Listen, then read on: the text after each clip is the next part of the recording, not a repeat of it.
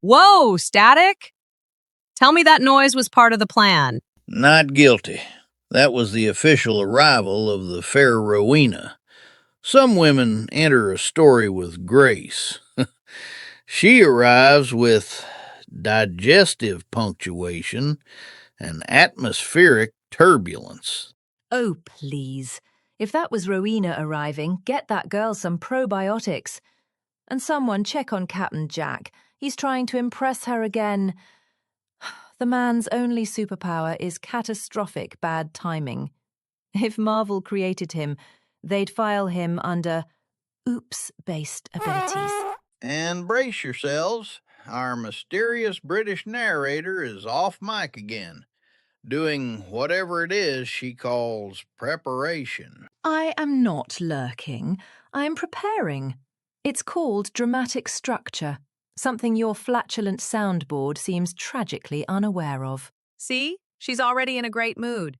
Anyway, today you'll finally meet Rowena. Brilliant, beautiful, level-headed. Basically everything Captain Jack is not, which explains why he's smitten. Opposites don't just attract, they collide like two drunk flamingos on roller skates. Honestly, I can't narrate quickly enough to keep up with his mistakes. All right, roll the music, cue the ocean ambience, and prep your sympathy circuits.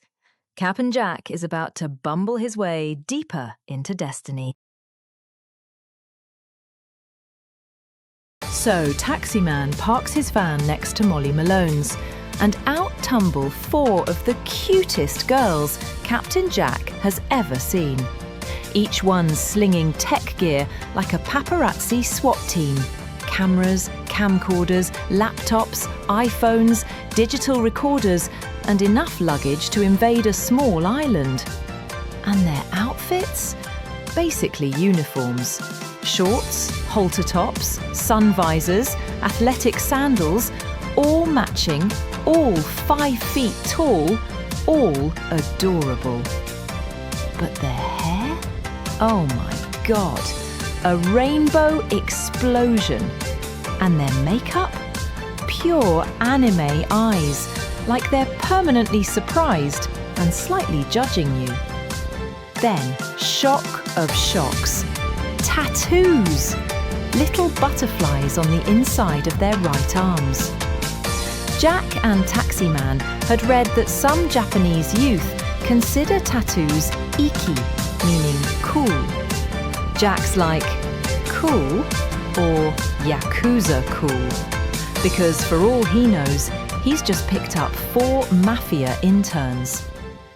But no, these girls are pure energy, pure laughter, pure joy. Within minutes, Jack's paternal instincts kick in. They're his daughters now. Taximan? Grandpa. And suddenly, they're on a mission. Protect them, feed them, and somehow teach them nautical English in 4 days.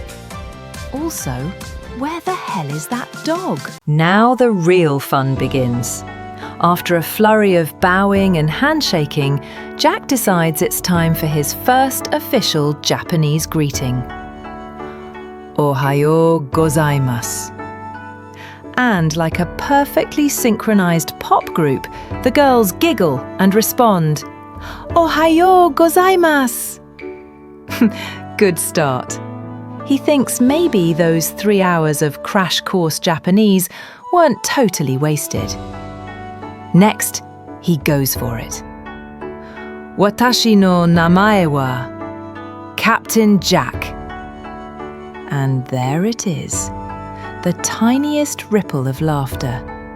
Not mean, just polite Japanese, oh bless his heart, laughter. Each girl takes her turn.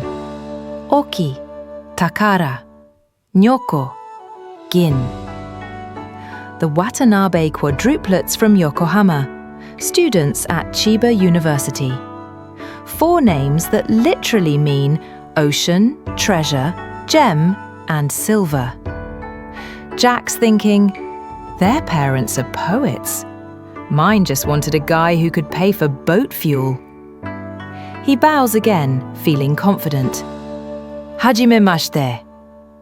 They reply together. Arigatou gozaimasu. And yep, more giggles. He's starting to get it. He's not being mocked. He's just adorable. O genki desu ka? They beam. Genki desu, Captain Jack-san. And then, in perfect unison, they throw it back. Anata wa, Captain Jack-san. He laughs, delighted. Watashi mo genki desu. He's feeling it now. The rhythm, the laughter, the connection. Then, his fatal move. He gestures toward the dock and proudly says, Sumi, dozo.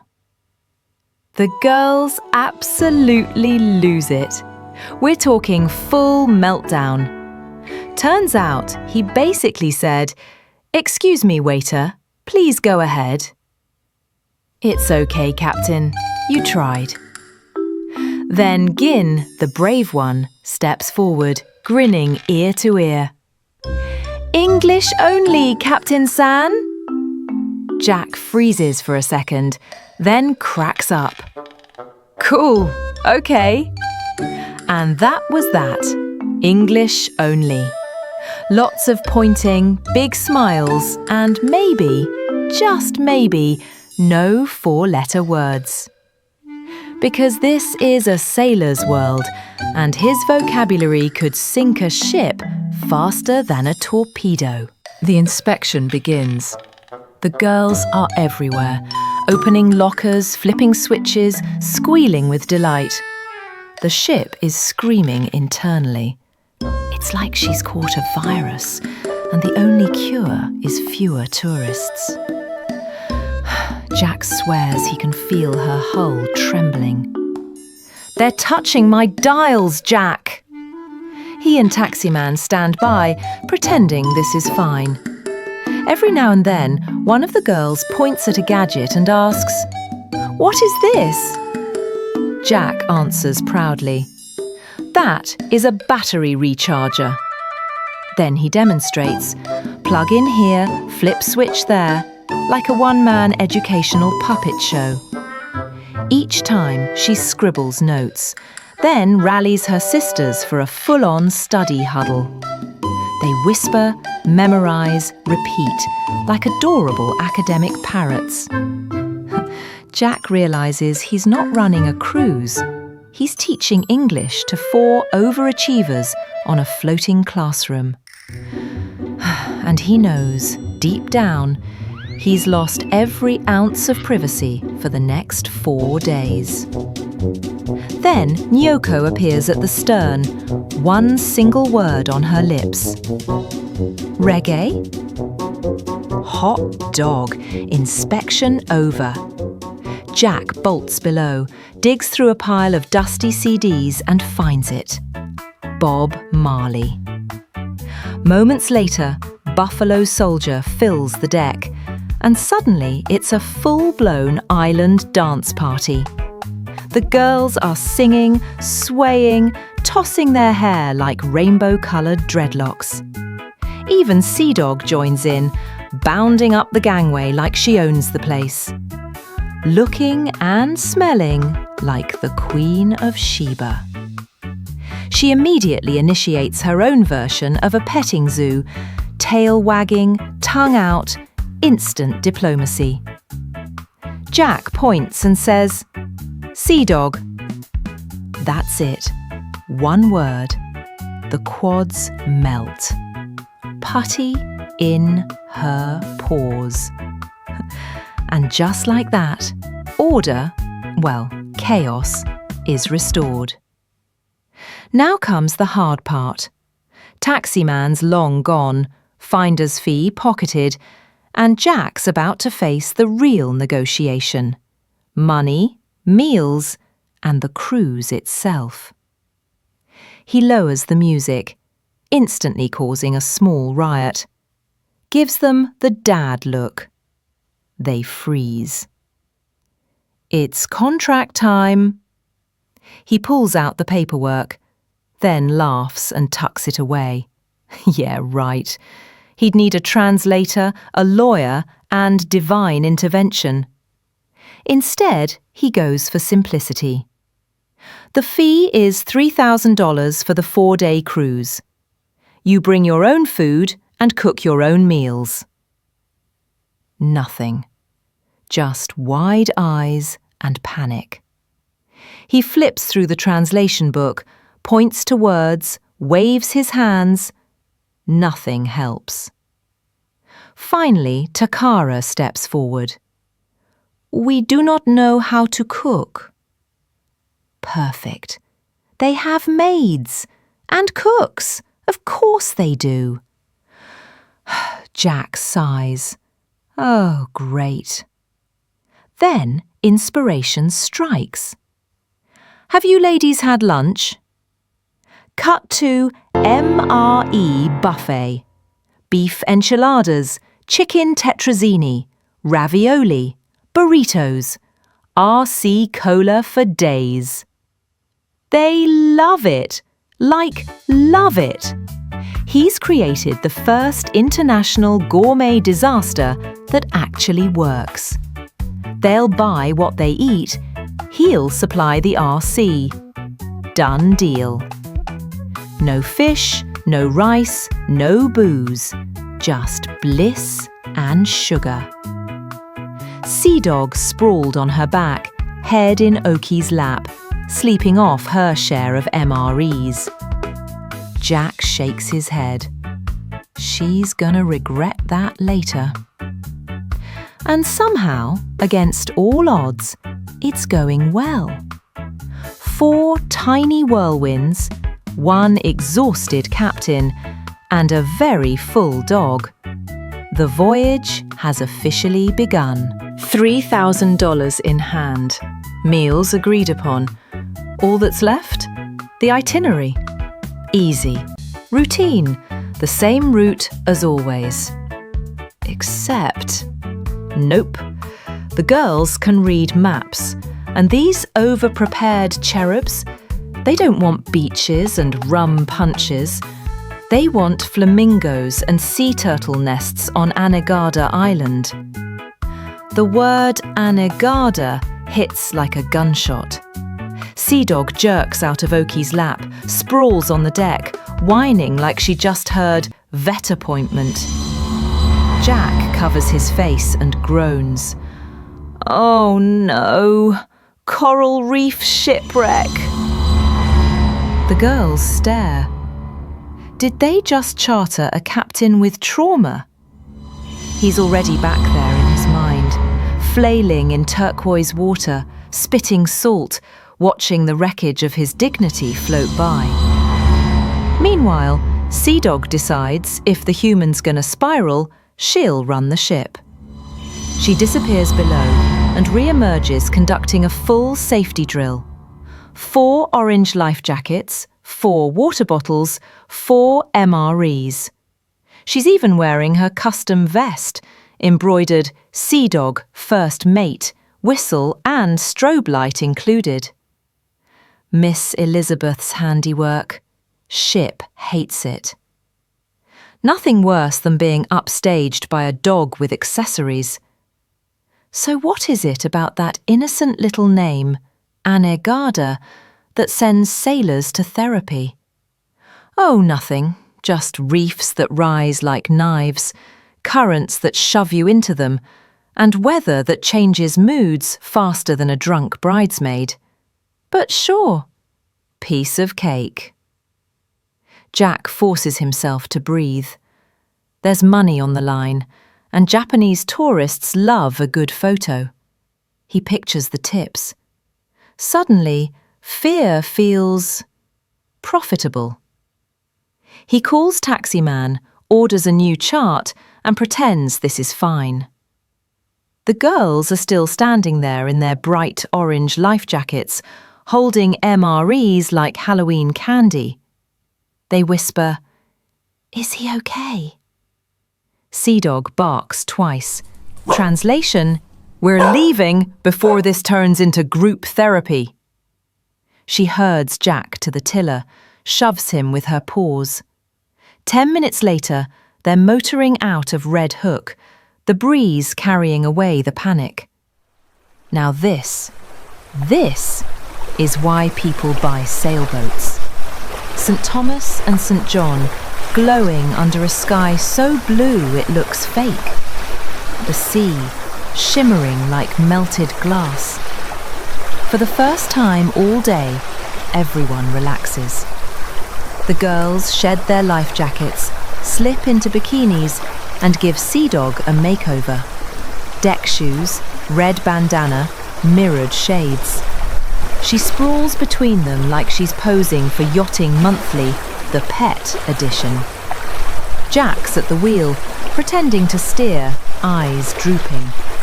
Sea Dog's one eye open, the responsible adult aboard. When the sails sag, she barks twice, the canine autopilot.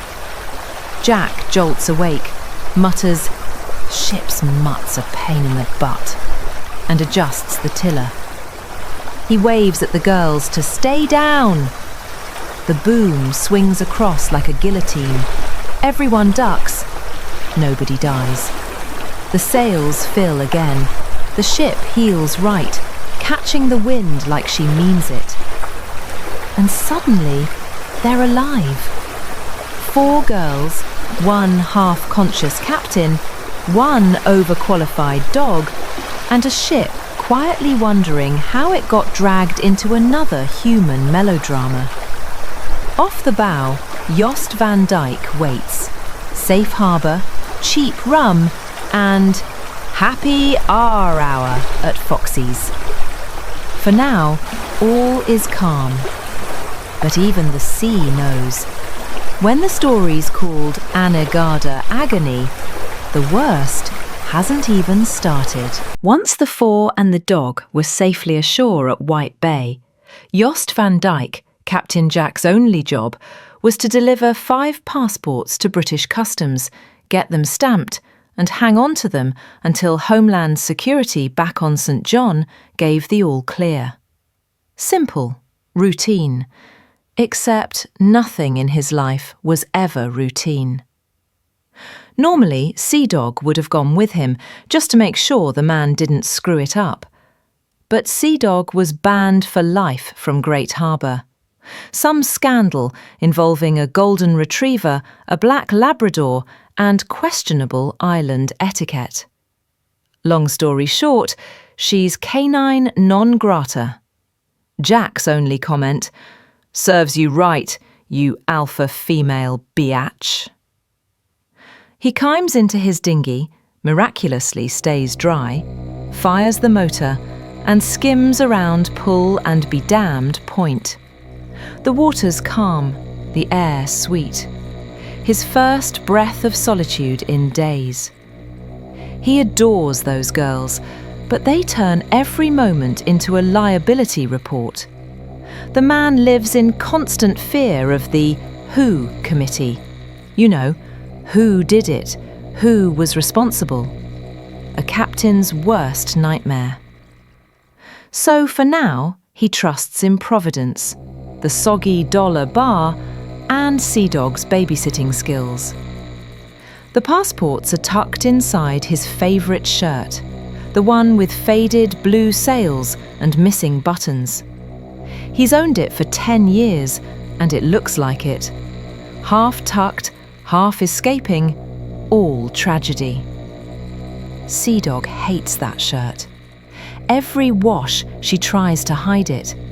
She can't stand that it doesn't match anything. With her banned from the island, his wardrobe is pure chaos. At his best, Captain Jack was never a fashion statement. Today, he under-exceeds expectations. And of course, disaster. He and the passports part company somewhere between the Dick and Great Harbour. His favourite shirt offers 0 travel insurance. He reaches for the pouch, feels nothing, and gasps, Oh my God! He sits on the dock, sweat darkening the faded cotton. This isn't a mistake. It's a catastrophe. Passports are the sailor's magic carpet.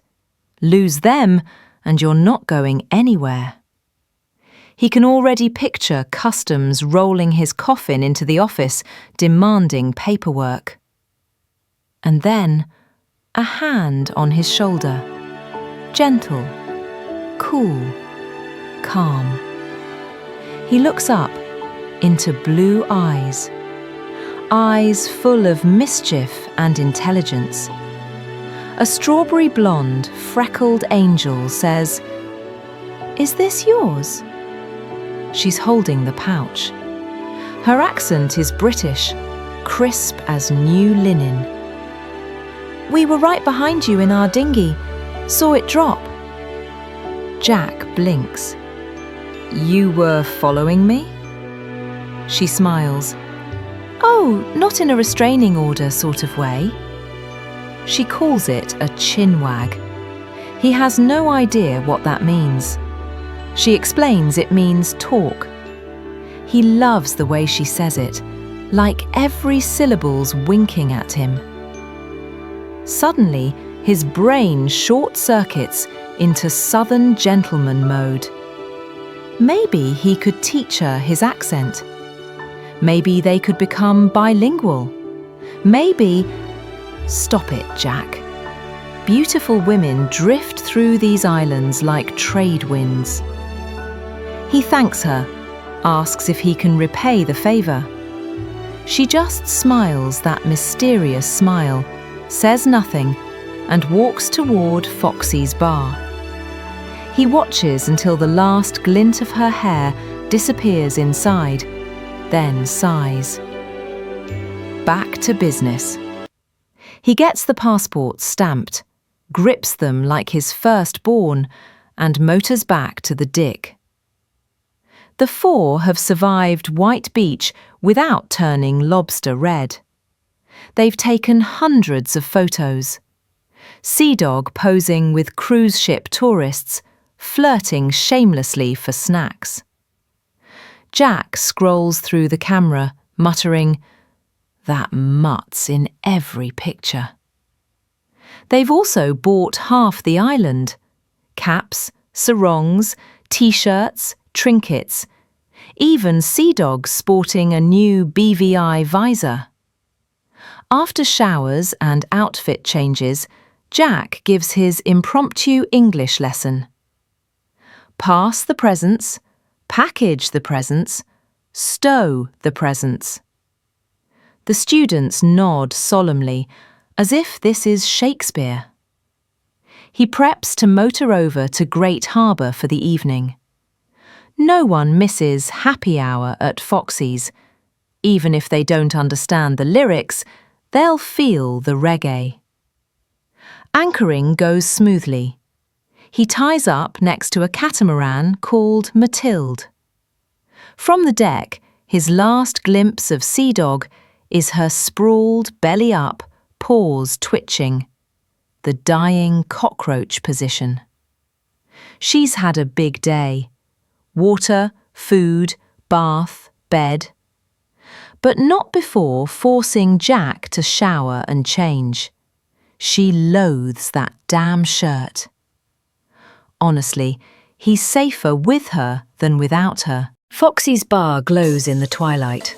Tables on sand, decorated with whatever the sea coughed up that week. License plates, bras, fishing nets, college pennants. The music thumps, the crowd howls. The four are dancing, their rainbow hair catching every string of lights. They're the stars of the night, snapping selfies, twirling to bad calypso, and giving the local gossip machine plenty to discuss. Jack's halfway through a beer when that same hand touches his shoulder. He turns. Those eyes again. She grins. "Aren't they a trifle young for you?"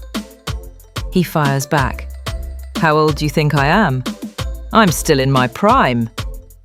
They both laugh. that dangerous, easy laugh that means trouble. They talk. Accents, words, the music of conversation itself. She loves his drawl, calls it rhythm and cadence. He smirks. Good to know I've got rhythm, and I'm regular as clockwork. Laughter again. He's hooked. Her name, Rowena. He makes her repeat it just to hear the melody. It's ancient and beautiful, like something from Ivanhoe. He's lost for words, which for him is practically a medical emergency. She studies him, quietly weighing the man behind the jokes. He feels it, that spark, that question of what if. But he knows better than to trust sparks in tropical bars. She notices his shirt, reads the embroidery. Jost Van Dyke, BVI. Give us the butchers, she says. He stares blankly. She laughs. It means let me see. Then, with surgical precision, she lands the knockout. So, are you the master of the dick?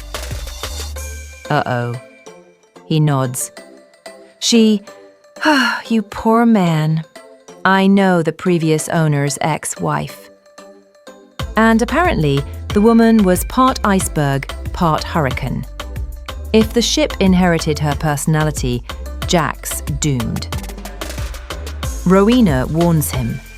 The vessel isn't to be trusted. Jack listens, mesmerized, not by the warning, but by the voice delivering it. They laugh together, comfortably, for the first time in years. He's raw, wounded, charming in a self-destructive kind of way. She sees it, doesn't pry. He's grateful. Hours slip by, the crowd thins. Happy hour dies quietly. Neither notices until the girls return, exhausted, begging for the boat. He tells Rowena, "This was lovely." She teases him. "Do you always play the dark and brooding Heathcliff?" He, "Nah, more of a sun-tanned Rhett Butler." They laugh again, too loudly, too late. She's already drifting away. He starts to say, "If you ever want to battle the ship for my soul," but she's gone. Back aboard, sea dogs pacing. Nature calls. He slips on the leash and grabs a bag. "The things I do for your muttliness." They sneak ashore under the moonlight, avoiding Foxy's revelers. She sniffs, circles, finally squats. Success. He's mid-cleanup when that same voice floats through the night. "So this is the famous sea dog." It's her. Again. Sea Dog sits perfectly still, which never happens. Jack's staring, utterly disarmed. She steps closer, eyes glowing. "You were just going to let me walk away, weren't you?" All he manages is an uh-huh. Sea Dog takes charge, grabs his hand in her mouth, drags him forward. "Decision time, sailor." They talk, they laugh, they sit together in the sand. She tells him about her life, the teaching, the travels, the divorce, the endless lists and plans she can't seem to finish. He listens like a starving man. When she admits her obsession with perfection, he smiles. "My twilight world is neither perfect nor tidy. You've seen the dick, haven't you?" She laughs in her best queen's voice. "Oh, I dare say. A bit of a project, are we?" They trade barbs, jokes, and tiny truths. Nothing heavy, just honest. For once, Jack feels seen without being dissected. They part with an awkward handshake, two teenagers in older bodies pretending not to care. Sea Dog hesitates. Should she stay with Rowena? But no, her captain needs her more. They return to the dick. The girls are snoring. Jack checks the lines, crawls into his bunk. Tomorrow promises to be interesting. And he remembers, "May you live in interesting times" is supposed to be a curse. Sea Dog drifts off, dreaming of gentle fingers behind her ears. Cap'n Jack falls asleep, imagining a Celtic queen with fire in her